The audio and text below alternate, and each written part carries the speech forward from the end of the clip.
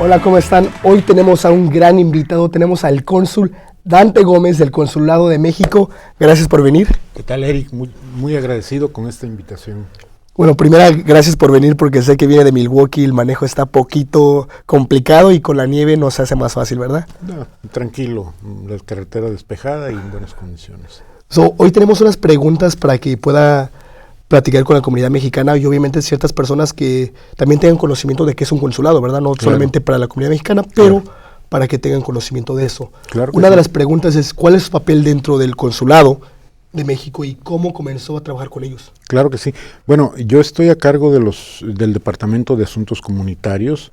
En el consulado hay 3 grandes departamentos que son los que brindan servicio a los mexicanos. Uno de ellos es el Departamento de Documentación, que es el más conocido porque es al que acude la mayor parte de las personas a tramitar una matrícula, un pasaporte, a registrar a sus hijos nacidos aquí. En fin, hay muchos servicios que, como dije, la mayor parte de las personas ya conocen. Está el Departamento de Protección, está relacionado con todos los temas legales a los que se puedan ver enfrentados los mexicanos, como son asuntos migratorios, penales, laborales, civiles, en fin. Y está el Departamento de Asuntos Comunitarios. Lo que hacemos en este departamento son brindar servicios y programas que van dirigidos a generar mejor calidad de vida para los mexicanos e incluso para los latinos. Particularmente en este departamento vemos asuntos de salud preventiva, tenemos programas de educación, por ejemplo. Estamos por comenzar el próximo sábado la tercera semana binacional de educación.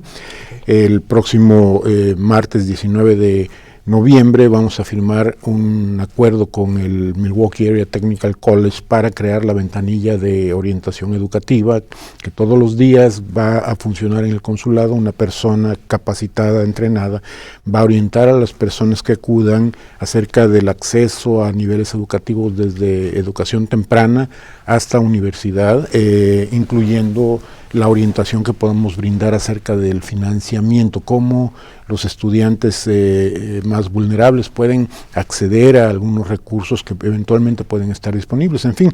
Y programas, por ejemplo, de deportes que tú conoces bien. Organizamos el primer torneo latino de fútbol soccer en el estado. Tenemos un programa muy importante que es organización comunitaria. Los mexicanos en Estados Unidos nos hemos organizado desde finales del siglo XIX y ahora hay una dinámica comunitaria muy interesante con los mexicanos. Hay varios centenares o quizá millares de organizaciones por lugar de origen. Aquí estamos ayudando a construir algunas de Veracruz, de Zacatecas, de Guanajuato, en fin. Y bueno, yo llegué al consulado, no al consulado, a la Secretaría de Relaciones Exteriores hace casi 22 años. Fui contratado para Chicago originalmente. Estuve hasta del 98 hasta el 2011 en Chicago, casi 14 años. Luego me trasladaron a Nueva York. Y luego, bueno, ahora estoy en mi tercera asignación, que es Milwaukee, como cónsul para asuntos comunitarios. Mi perfil en realidad es el periodismo, soy editor y periodista, pero bueno, eso me ha servido bastante para conocer más de cerca la realidad de las comunidades mexicanas, de sus familias, y de cuáles son las situaciones que prevalecen en estas comunidades, con todas sus necesidades y desafíos, pero también con la oportunidad que representan para su propio desarrollo y para el desarrollo de México. Eso es parte de lo que nosotros hacemos en el Departamento de Asuntos Comunitarios. Ok. Una pregunta. ¿Cuál es la diferencia entre un consulado y una embajada? Sé que hay ciertas similitudes, pero también hay ciertas diferencias. Sí, bueno, en este caso la Embajada de México en Estados Unidos y todas las embajadas de los países en el mundo tienen una función sobre todo política, de representación de los intereses de una nación en otro país, y de manera que la embajada tiene un trabajo mucho más amplio, más general, ven temas que los consulados no atendemos, sobre todo en aspectos políticos nacionales, las relaciones con las instituciones nacionales, con las organizaciones nacionales, en fin. Y los consulados somos más operativos y tenemos más contacto con las personas porque se emiten documentos de identificación, porque se brindan servicios de protección preventiva y de intervención cuando hay necesidad, tenemos algún caso de violación de derechos o de cuando un mexicano tiene algún accidente, en fin, todos esos asuntos usualmente no los ve una embajada, esos los vemos ya los consulados. Y las embajadas, todas las embajadas de México en el mundo, tienen una sección consular, es decir, para hacer el trabajo que hacemos los consulados en cuanto a los servicios a los nacionales mexicanos. Donde hay una embajada también hay un consulado. Así es, una sección consular. En este caso, en D.C., en Washington, donde está nuestra embajada, también hay una sección consular que es prácticamente otro consulado. Ok, qué bien, qué bien. ¿Cuáles son los servicios que ofrece el Consulado de México que mucha gente a veces no tiene el conocimiento? Claro. Es muy interesante esa pregunta, Eric, porque justamente los programas comunitarios que tiene el Consulado de México, algunos de ellos, o la mayoría quizá no son conocidos. Cuando hablo, por ejemplo, de programas de educación, estoy refiriéndome a que tenemos programas de educación para adultos. Por ejemplo, en esta área tenemos en alianza con Latino Academy, la Academia Latina de Desarrollo Laboral, tenemos una plaza comunitaria que es un programa mexicano de educación para adultos. Las personas pueden empezar ahí incluso desde aprender a leer y escribir, o pueden cursar la primaria o comenzar y concluir la secundaria con certificación de la Secretaría de Educación Pública de México. Y también tenemos programas de educación a distancia para las personas que ya pasaron la secundaria, terminaron la secundaria. También pueden estudiar preparatoria en línea. La UNAM, la Universidad Nacional Autónoma de México, tiene un sistema de preparatoria en línea, y varias universidades de México también tienen carreras en línea. Es decir, se puede actualmente ya casi hacer todo el ciclo educativo de un adulto, digamos, o de un joven también, empezando desde cero hasta programas de educación superior. También tenemos, por ejemplo, nuestra ventanilla de salud. Si alguien tiene necesidad de encontrar un servicio médico pero no tiene seguro de salud, bueno, nosotros podemos orientarlo. Ciertamente no tenemos alcance a todos los recursos que hay en el Estado en materia de salud y que sean accesibles para todas las personas, pero podemos hacer una búsqueda. Ahorita nuestro directorio de recursos está sobre todo enfocado en el área de Milwaukee, pero poco a poco estamos también conectándonos con otros proveedores de servicios de salud, precisamente para armar estas alianzas. Todos los días quien vaya al consulado va a encontrar que le pueden hacer una prueba de glucosa, le pueden tomar la presión arterial. Este sábado se van a ofrecer exámenes de mamas para detección temprana de cáncer, en fin. O también están los servicios financieros de México.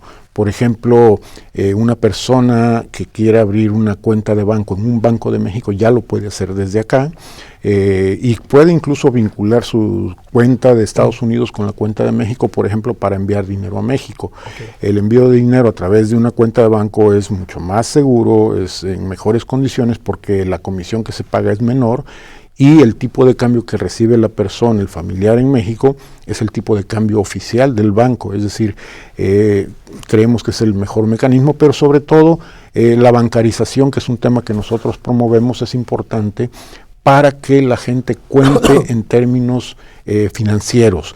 Nuestra comunidad no solamente tiene que lograr la inclusión social, es decir, tenemos que adaptarnos para vivir en este país, con esta cultura, en esta sociedad, claro, conservando nuestros propios valores, pero necesitamos ser cada vez más parte de esta sociedad, y justamente eso es lo que podemos hacer si también buscamos la inclusión financiera.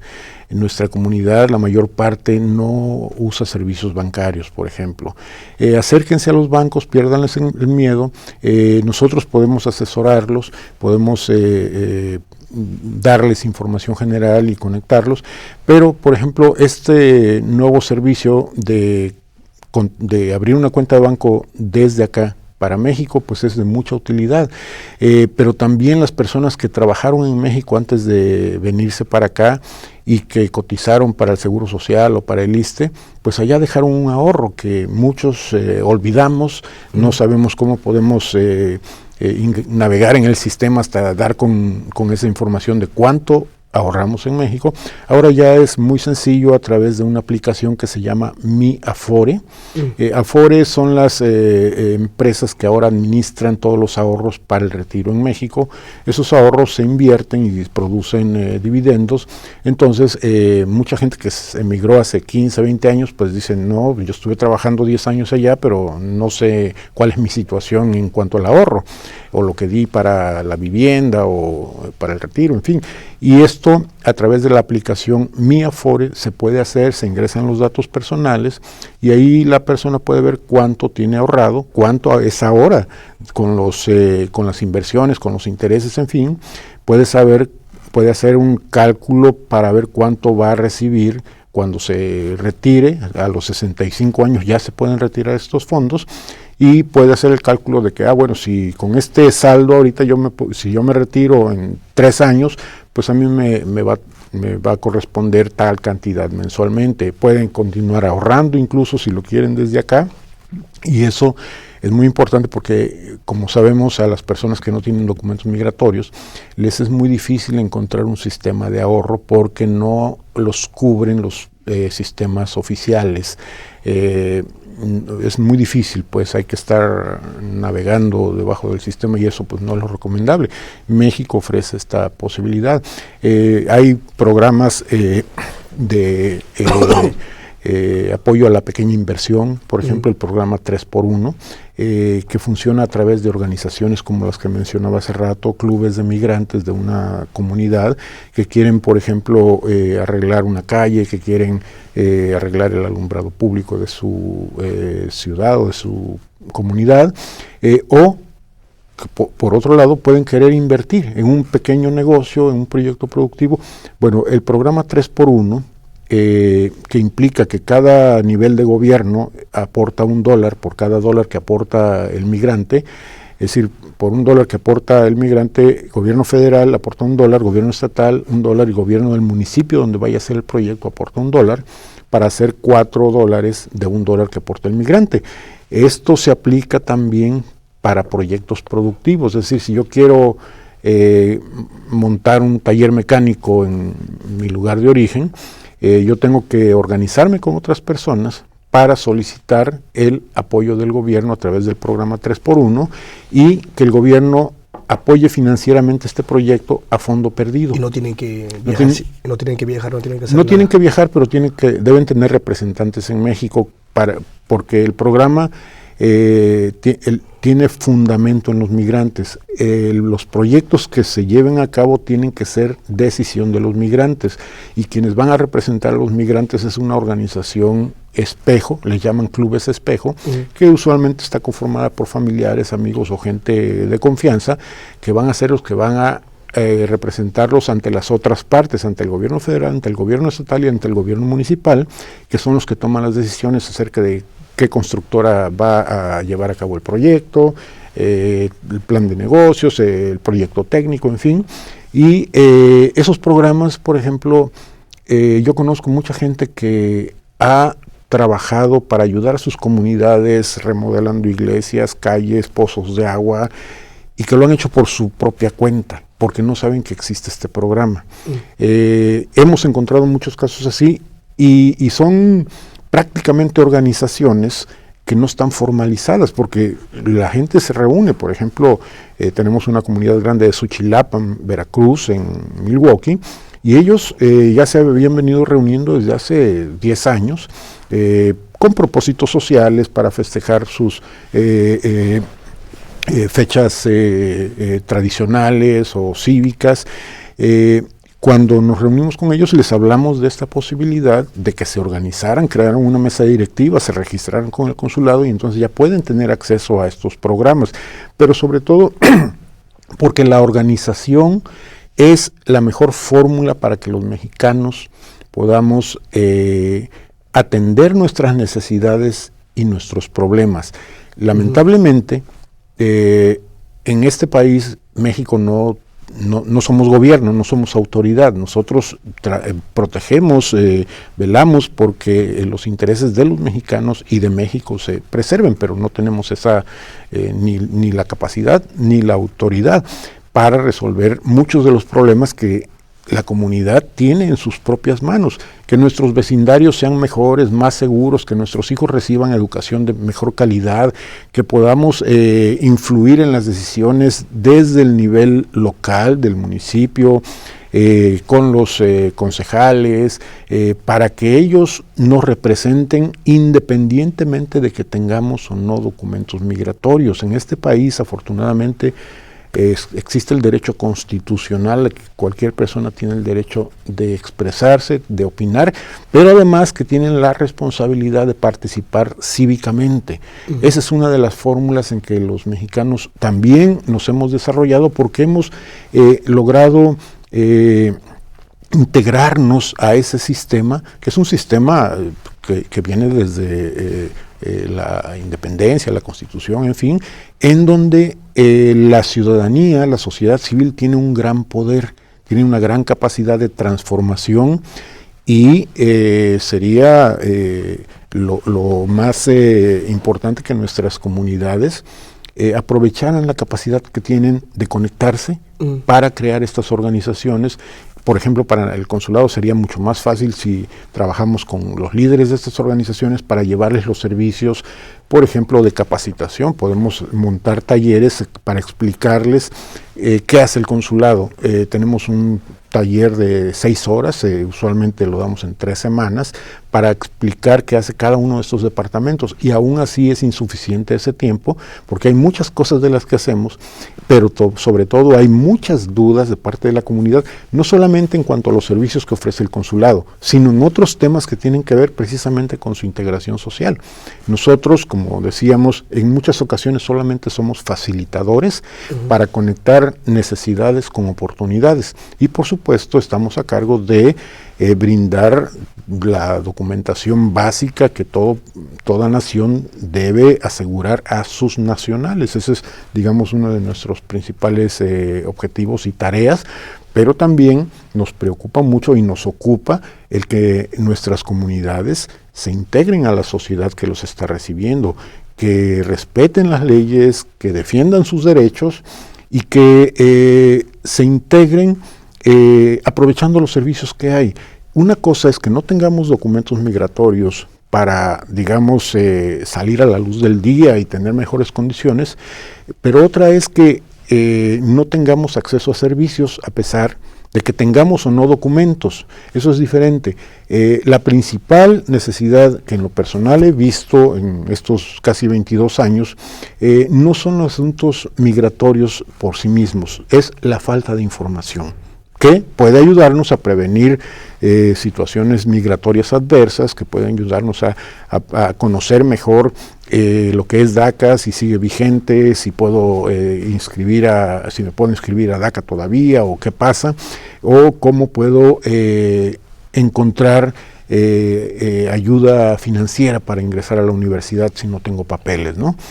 Todas esas cosas es información, y independientemente, como dije antes, de que si tengo o no papeles, si yo no me ocupo de mis asuntos como individuo, como familia y como comunidad, difícilmente alguno de los dos gobiernos va a poder lograrlo. Uno, en nuestro caso, porque estamos tremendamente limitados y como decía hace un rato, pues no somos autoridad, somos representantes de un gobierno extranjero.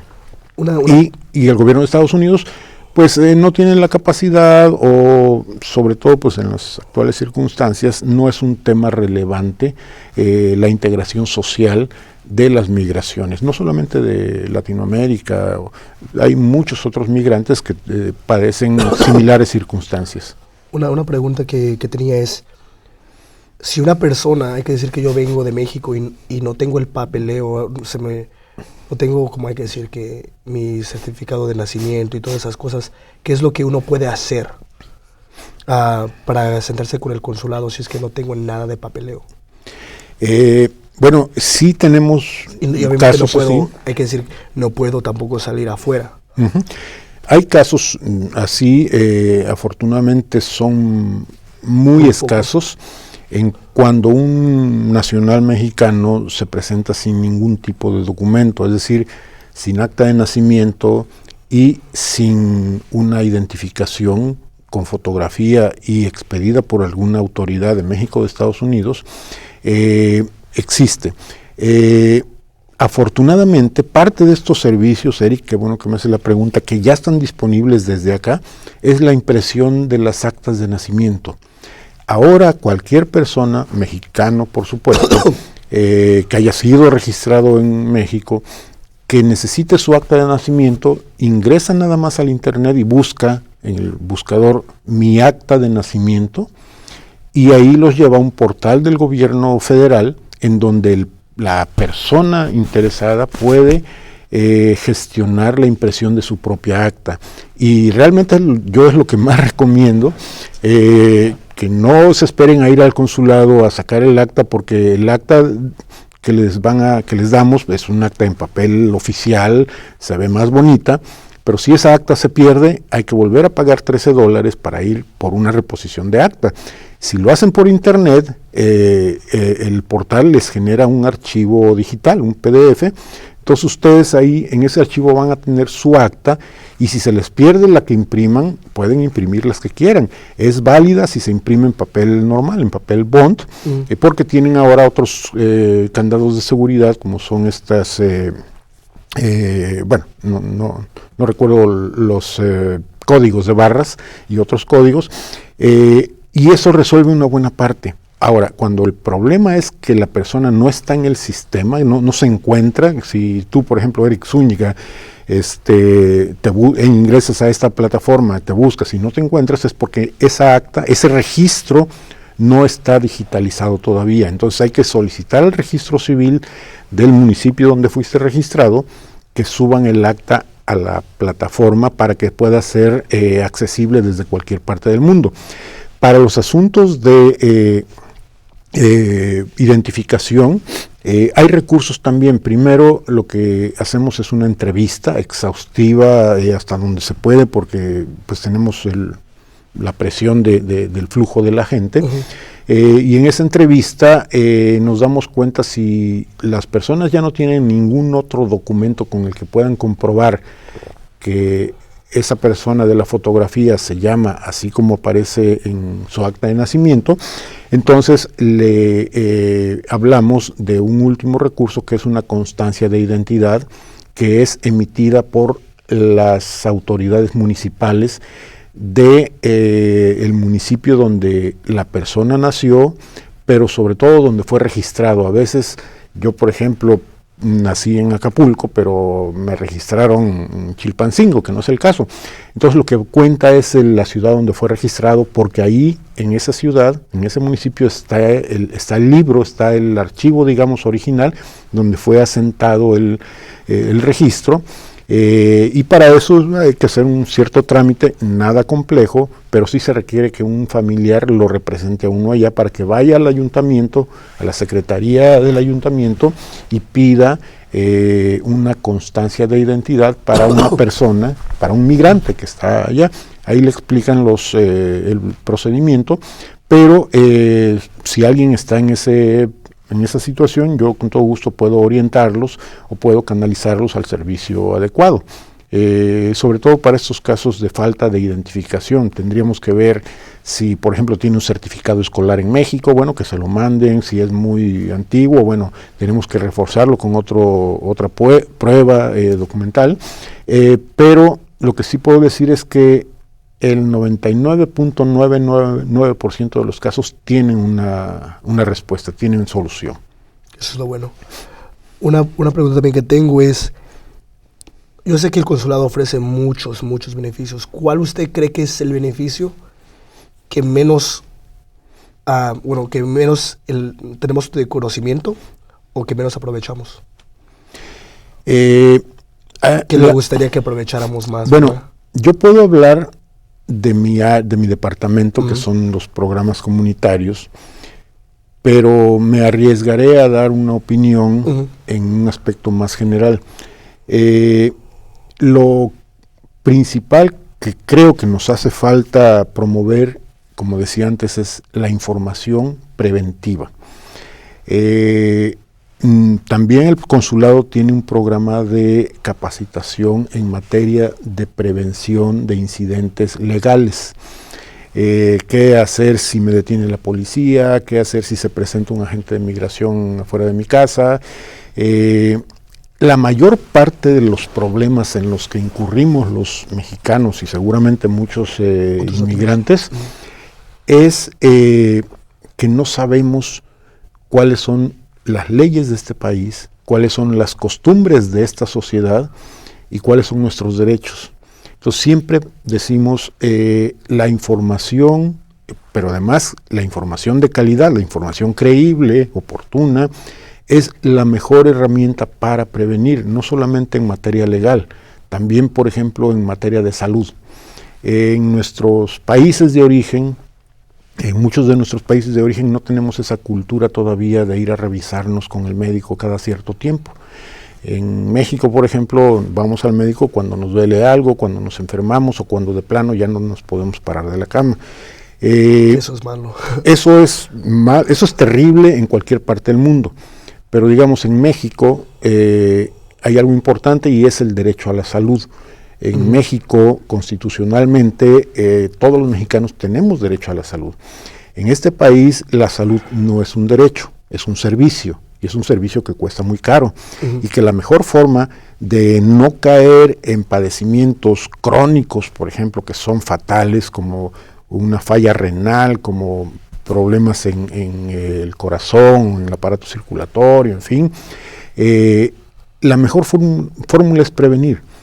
Por ejemplo, estas sencillas pruebas de glucosa o de colesterol o de presión arterial pueden indicarnos si hay problemas que a la postre puedan desarrollarse en una diabetes, en una falla renal, en algún problema del corazón, y todo esto es bastante sencillo. Hay muchos servicios que son accesibles y gratuitos, servicios de prevención, servicios como les llaman de primer nivel. No dejemos que un padecimiento que puede estarse desarrollando sin que nosotros nos demos cuenta, por ejemplo, presión arterial alta, es un padecimiento silencioso que no presenta síntomas, lo mismo que diabetes en sus estados iniciales, son enfermedades que se van incubando en forma silenciosa y que si no se atienden, pues desarrollan estos problemas que después nos llevan a tener que pagar cuentas de hospital totalmente enormes. Entonces, mi principal recomendación, acérquense al consulado. Y una pregunta, sí. ¿Esas clínicas son gratuitas?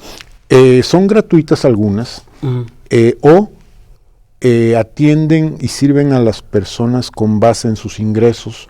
Generalmente son cuotas de $10, $20, en algunas clínicas se les dan incluso el medicamento o tienen que pagar $5.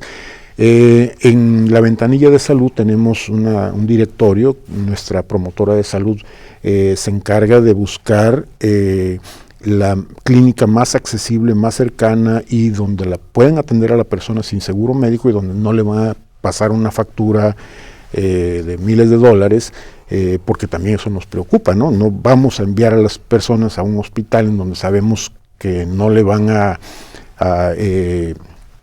no le van a dar esa accesibilidad que nosotros buscamos. Exactamente. Ok. También otra pregunta que tengo es, ¿cuáles son unas de las diferencias que nota del mexicano que vive en Estados Unidos o en Wisconsin en comparación del mexicano que vive en México? Bueno, esa también es una pregunta interesante. Hay creo que algo muy importante que es el punto de referencia. Los mexicanos, la mayor parte de los mexicanos han salido de México lamentablemente porque no han encontrado las oportunidades en sus lugares de origen, no han encontrado los empleos apropiados, en fin. Uh-huh. Y lo primero que yo he visto que se desarrolla aquí en Estados Unidos por parte de los migrantes mexicanos es un sentido crítico que viene ya desde su origen, por los orígenes, por las causas que motivaron a esta persona a emigrar, pero estando aquí pues tiene el punto de referencia del lugar donde vive, de cómo son los servicios, de cómo es la autoridad, cómo se resuelven los problemas acá, e inmediatamente hace una comparación con su lugar de origen. Entre otras cosas, eso ha motivado, número uno, a que los mexicanos de acá se solidaricen con los mexicanos de allá, a que puedan tener mejores condiciones de vida en sus lugares de origen para que vivan mejor allá, pero también para desmotivar la migración. Ese es un asunto muy importante. Otro aspecto, además de este punto de referencia que a los migrantes los induce un poco más a ser más críticos hacia el gobierno de México, hacia el quehacer público, hacia los partidos políticos, en fin. Y la otra es que también el mexicano que llega acá desarrolla otras habilidades, otras capacidades, que por cierto, en este asunto México deberíamos ser un poco más enfocarnos más en el aprovechamiento de estas capacidades como una oportunidad para el desarrollo de la comunidad aquí y de las comunidades de origen, porque muchos mexicanos que llegaron aquí como para lavar platos en la cocina, de repente, bueno, no de repente, a través de su esfuerzo, su trabajo y de muchos años, de mucho tiempo, pues llegan a ser los propietarios de esos restaurantes o negocios, y ese es un patrón muy frecuente. Uh-huh. Puede haber personas muy exitosas, pero con bajo nivel escolar, no educativo, que es diferente. Entonces, también queremos acercar a estas personas que necesitan herramientas matemáticas o del manejo del lenguaje, leer y escribir para poder aprender inglés, en fin.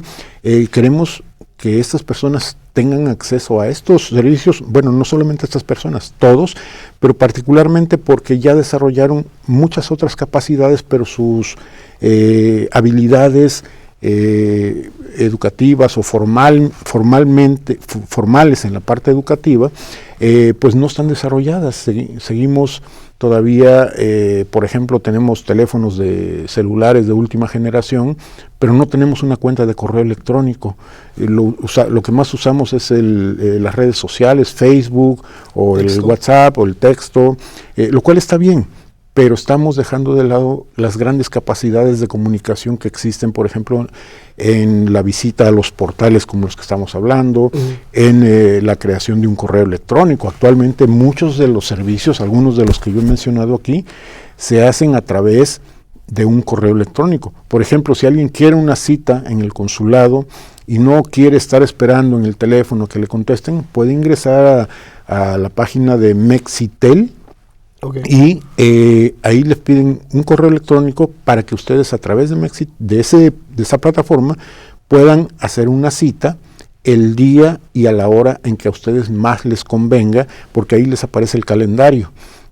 ¿Cuántas citas hay para tal día? ¿Cuántas citas para este día? ¿Cuántas citas hay para el consulado móvil en tal parte? En fin.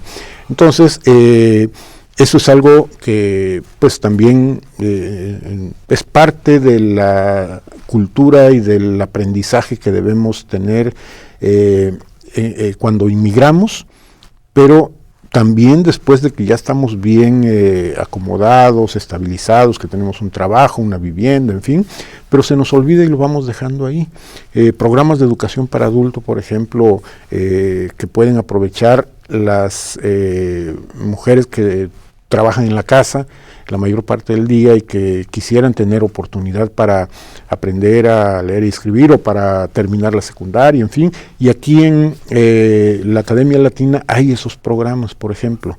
En fin, mi recomendación es que tratemos de estar lo mejor informados posibles y saber también dilucidar entre la información que recibimos.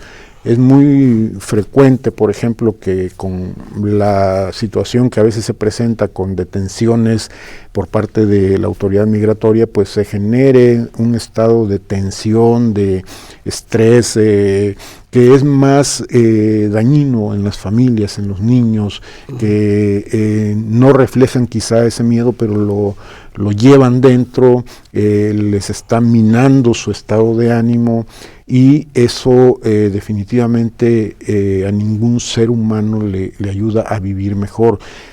Así que no nos dejemos llevar por cualquier información que nos digan en las redes sociales. Siempre hay que ir a la fuente, hay que ver, hay que educarnos más, y este tipo de programas a mí me parece que es fundamental. Y que bueno, te felicito, Eric, porque esto es lo que necesitamos hacer, ustedes como comunicadores, nosotros como servidores públicos y la gente, el público, pues que tome esta información, estas opiniones, como una motivación, como una semillita quizá que le despierte la inquietud de investigar más sobre sus posibilidades de cursar una carrera universitaria aquí o en México, o en fin, todos los temas estos de los que hemos hablado. Y saber que el consulado está ahí para ellos. Así es, eso están para servirle a los ciudadanos mexicanos. Correcto. También una cosa que me gustó es que estabas platicando de la tecnología. Sé que el gobierno mexicano tiene aplicaciones también por vía teléfono que pueden bajar en la Apple Store.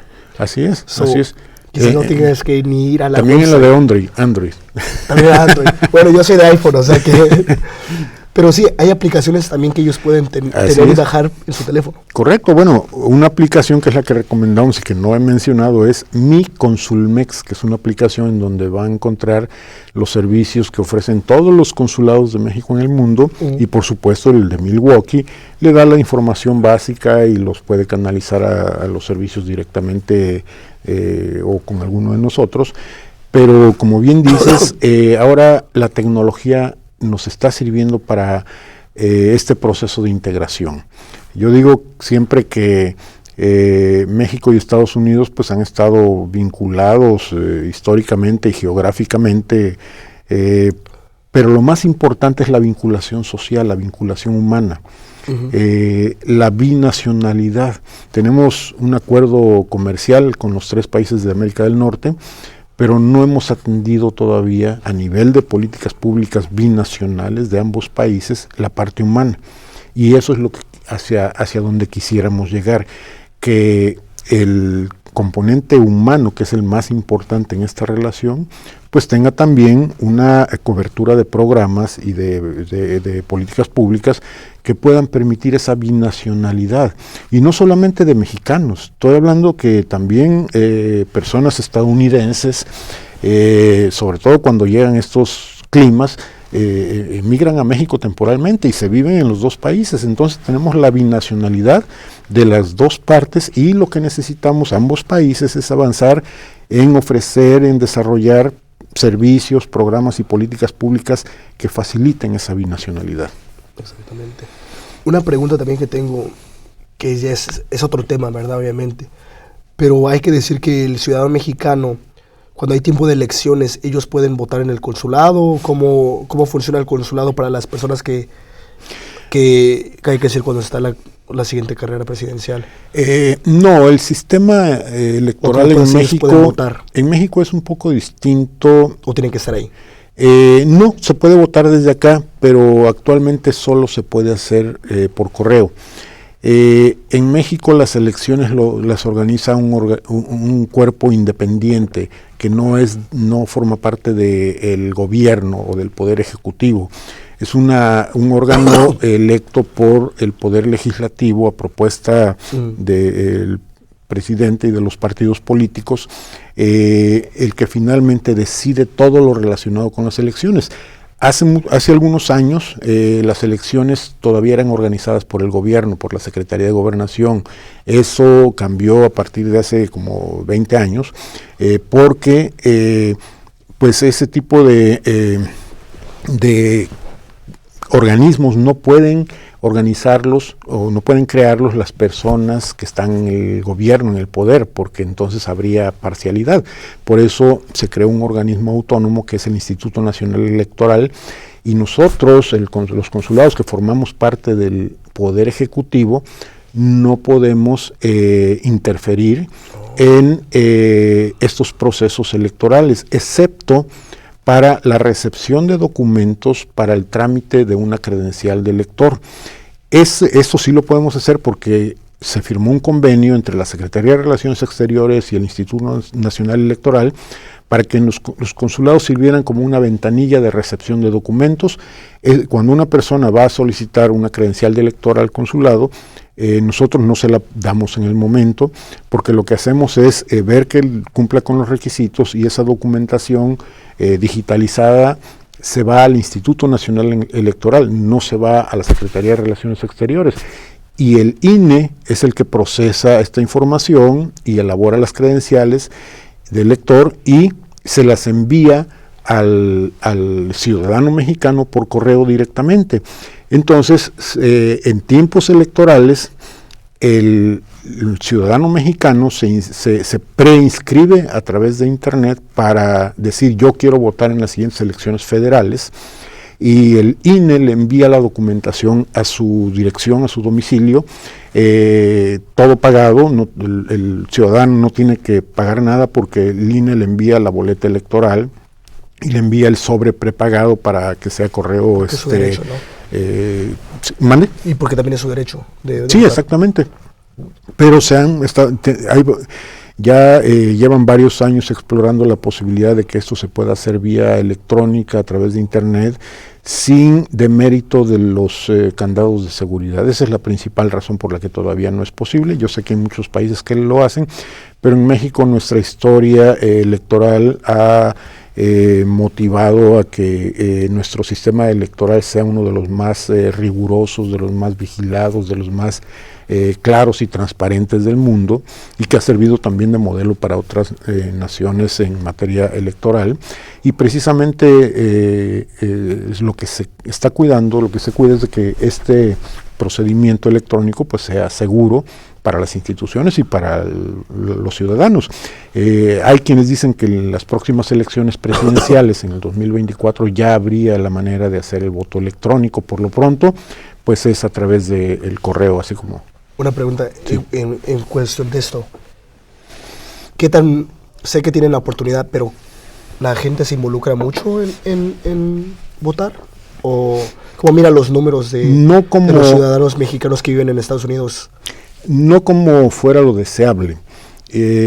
Hay un porcentaje todavía pequeño, no lo conozco, pero no debe rebasar la cuarta parte de los ciudadanos que están inscritos y que son elegibles. Pero además es por otra razón, porque ahora ya a partir de que se emite la credencial de elector mexicana en Estados Unidos, las credenciales de elector previas que uno pudo haber sacado en México ya no sirven para votar ni como identificación.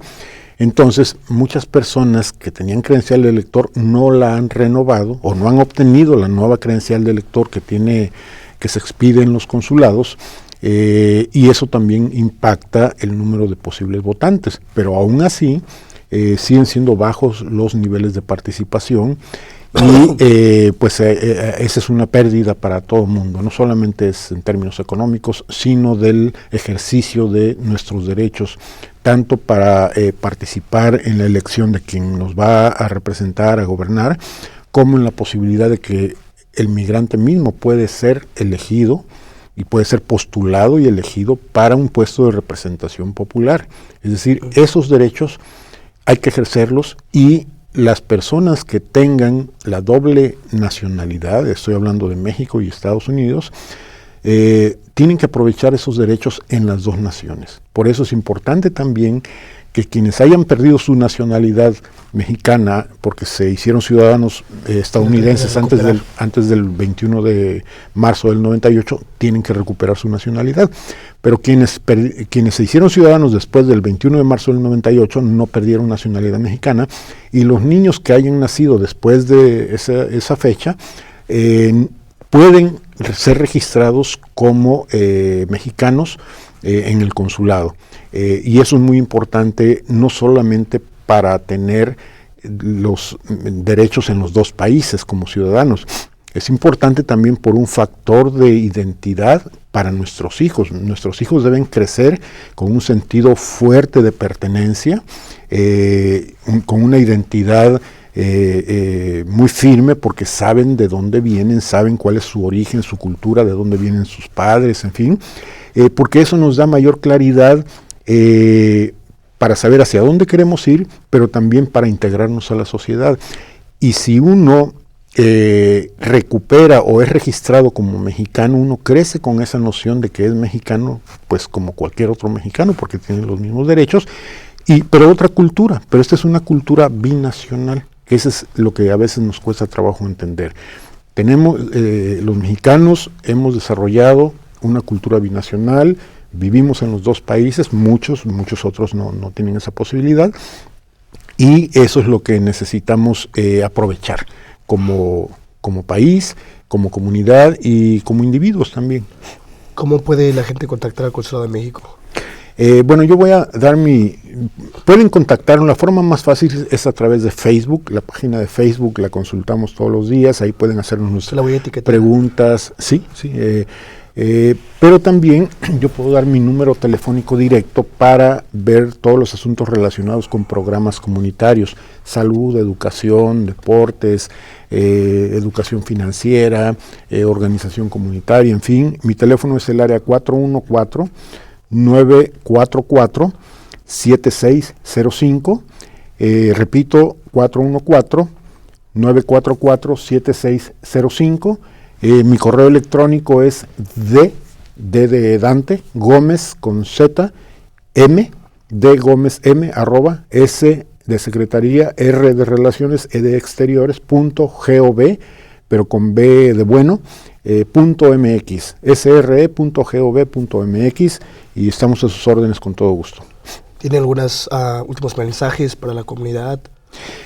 Bueno, en primer lugar, agradecer el espacio, Eric, felicitarte por este esfuerzo en el que yo creo que les va a ir muy bien por el formato innovador que tienen y por el objetivo, por hacia dónde están enfocados tú como comunicador y tu equipo. Uh-huh. Y que las personas se acerquen al consulado, que no se olviden de que el consulado es para servir a los mexicanos. Nuestra razón de ser es el servicio a los mexicanos, así que nos ayudaría mucho si se acercan a nosotros. Es más fácil que nosotros identifiquemos en dónde están las personas que necesitan una u otra servicio y cómo asistirlos.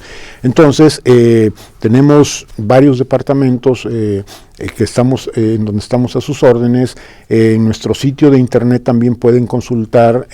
Pronto ya va a aparecer el calendario de consulados móviles, por ejemplo, uh-huh.